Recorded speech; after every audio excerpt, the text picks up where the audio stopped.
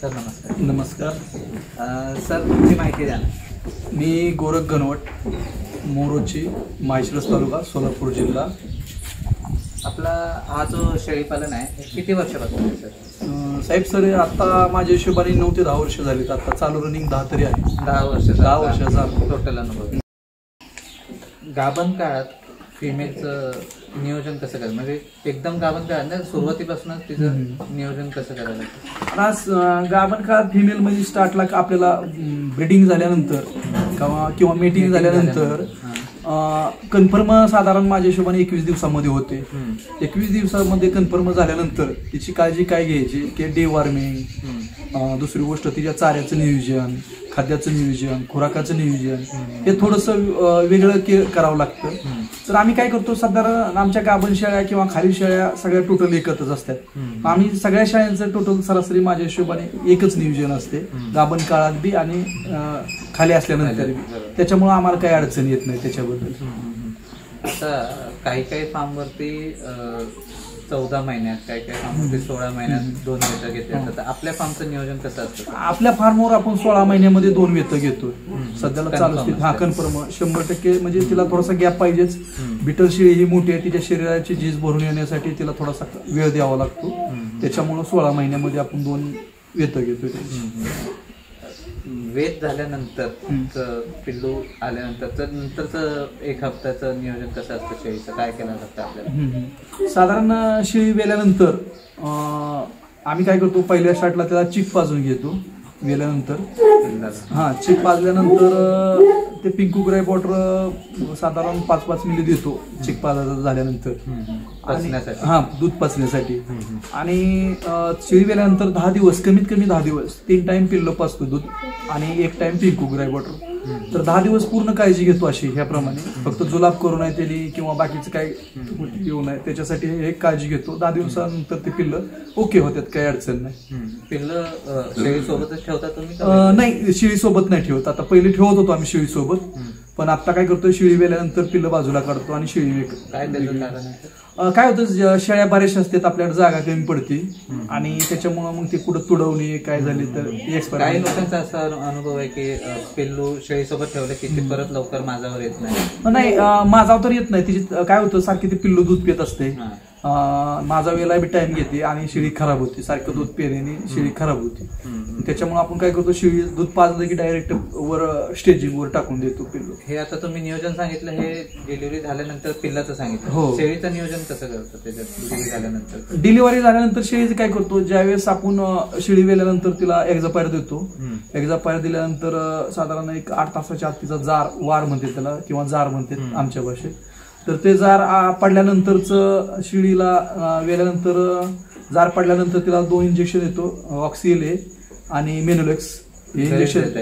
त्याचा डॉक्टरची गरजच नाही तुम्हाला. तर हे 2 इंजेक्शन दिल्यानंतर तिची जो थकवा आहे वेल्यानंतरचा तो सगळा थकवा निघून जातो आणि तिथून पुढे मग काय नाही, फ्रेश होते. 2-3 दिवस शेळी घाण टाकते, दररोज सकाळी स्वच्छ धुयाची आठवडाभर आणि परत क्लिअर होऊन जाते शेळी.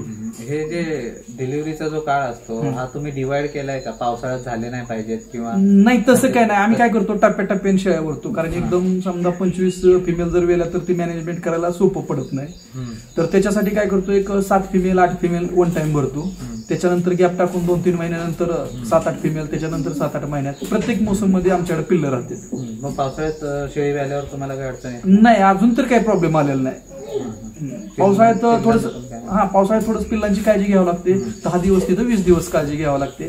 साधारण 20 दिवसाची पिल्लं झाल्यानंतर ते पिल्लं ऑटोमॅटिक क्लिअर होते, काही अडचण नाही. आता तुम्ही पिल्लांसाठी स्टेजचं स्ट्रक्चर केलंय, त्यामुळे ते माती खाणं आणि ते तसलं तर काय प्रॉब्लेम येत नसेल? हो, अजिबात येत नाही. कारण दूध पिलं की पिल्लू वर टाकतो, त्याच्यामुळे माती खाण्याचा आणि ह्याचा काय अजिबात प्रॉब्लेम काय आजार पावसामुळे असं काय नाही. पावसाळ्यामध्ये काय केलेलं आहे तर ह्याला पिल्लांसाठी, छोट्या पिल्लांसाठी थंडी लागू नये म्हणून आपण हीटर जोडले.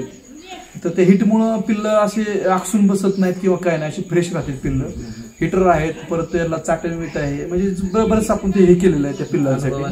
हळूहळू चेंजेस करत चालले. एक्झापारचा तुम्ही उल्लेख केलेला की शेळीची डिलिव्हरी झाल्यानंतर एक्झापार देतात. तर एक्झापारचा अनुभव कसा आहे की किती दिवस लागतात ती घाम? तुम्ही शेळी वेल्यानंतर एक्झापायर जर पाजलं, साधारण एका शेळीला 2 ते 3 दिवस 30-30 मिली जर पाजलं तुम्ही, तर पिशवी, शेळीची जी पिशवी आहे ते पूर्ण साफ होते. जे आत घाम इन्फेक्शन म्हणतो आपण ते काय राहत नाही आणि परत हिट वगैरे यायला मदत करते ते एक्झापाय. एकदम चांगला रिझल्ट आहे एक्झापाय. आपल्या फार्मवरती सगळ्यात चांगली आणि मोठ्या स्ट्रक्चरची मी एक फिमेल बघितली सर. तिचं नाव तुम्ही चांदणी असं सांगितलं. ती फिमेल घेताना तुम्ही काय बघितलं तिच्यामध्ये आणि ती कुठून घेतली सर? साहेब ते आपण फिमेल नाशिकवरून घेतलेले आहेत. आमचे वस्ताद सालीम मामू यांच्याकडून ते चानी नावाची फिमेल घेतलेली आहे. आणि दुसरे वस्ताद चेतन जाधव, की त्या फिमेलची सध्याला चेतन जाधवकडं आई आहे आता सध्याला रनिंग मध्ये. आणि आपल्याला ते फिमेल चेतन जाधवनी सालीम मामाकडून मध्यस्थी करून ती घेतलेली म्हणजे दिलेली आहे. हे 2 वस्ताद आपले आहेत, त्याच्यामुळे ते फिमेल आज आपल्या फार्मवर आहे. आणि दुसरी गोष्ट जो ब्रीडर आहे तो ब्रीडरची जो हा सालीम मामूनीच दिलेला आहे आपल्याला. आणि त्याची आई गुड्डी, तिच्या आईचं नाव गुड्डी होतं, ते गुड्डी सालीम मामू पशी होते. ऍक्च्युली हा पंजाबमध्ये जन्मला होता, पण पंजाबमधून सालीम मामूकडे आला आणि सालीम मामाकडून आपल्या पशी आलेला आहे. आणि फिमेलमध्ये असं बघितलं की तिचं हाईट स्ट्रक्चर आपण घेतली त्यावेळेस 2 दात मला वाटतं 39 हाईट होती तिची. कानाची लेंथ साधारण 20 इंच होती आणि चांगल्या स्ट्रक्चरची फिमेल होती. दुधाळी वंशावळ नुकतीच लागलेली होती, त्याच्यामुळे आपण ती फिमेल चॉईस केली होती. लोक असं पण विचार करत असतील की हाईटचा काय विषय आहे आणि हाईटची काय गरज आहे. शेवटी आपल्याला हे कटिंग मार्केटमध्येच जाणार आहे. तर ह्या सगळ्या गोष्टींचा का, ब्रीडिंगचा का विचार केला? नाही, आता कसं झालेलं आहे की फिमेल हाईटच्या हिशोबाने घेतली म्हणजे कसं आहे, ते फिमेल आपल्याला म्हणजे मला वैयक्तिक जास्त आवडली होती फिमेल. आणि दुसरी गोष्ट ती फिमेल आल्यापासून मला वाटते माझ्या हिशोबाने 4 वेतामध्ये तिने आपल्याला 15 लाख रुपये आतापर्यंत दिलेले आहेत. अच्छा. तिचं पिल्लू कमीत कमी 1,51,000च्या आत जात नाही. म्हणजे आतापर्यंत आपण 1.5 लाखाच्या पुढेच विकलेले आहेत पिल्लं. 1.5 महिन्याची तिची पिल्लं 1.5 लाखाला विकलेली आहेत आपण. तर त्या हाईट किंवा लेंथमुळे त्या पिल्लांची किंमत तिथं म्हणजे वाढलेली आहे. क्वालिटी बघून समोरच्याला ते पसंत पडते. हा, बरोबर आहे. फादर आणि मदर बघूनच ते पिल्लाची किंमत ठरलेली जाते. आता बाकीच्या याच्यामध्ये ब्रीडिंग मार्केटमध्ये तुम्हाला मार्केटला कुठे जायला लागेल? नाही, अजून तर नाही कुठे जायला. जे काय आहे ते फार्मवरून. तर कस्टमरपर्यंत पोहोचायचं कसं आपण? आता बरेच लोक काय होतात, आम्ही ब्रीडिंगचं मार्केट तर करतोय, कस्टमर पर्यंत आम्ही पोहोचले जात नाही. सर आता कसं झालंय, आपल्या फार्मवर पहिल्यापासून कस्टमर येत राहिले, त्याच्यामुळे आता कस्टमर हे काय 1-2 महिन्याची नाही, आज 10 वर्ष घालवली तेव्हा आज आपण ह्या स्टेजला आलेलो आहे. तेव्हा जाऊन ते एक पिल्लू जे तुम्ही आता सांगितलं की 1-1.5 लाखला जात आहे, ते 1-2 महिन्यात किंवा 1-2 वर्षात नाही झालंय. नाही, त्याच्या मागे तेवढे कष्ट घेतले, तेवढा अनुभव आहे, त्यामुळे मला वाटतं आणि त्याचं मार्केटिंग तुम्ही सोशल मीडियाद्वारे किंवा ग्रुप मार्फत किंवा आपले निक भगत साहेब आहे त्यांच्या सोशल मीडिया मार्फत तुम्ही मार्केटिंग करू शकता.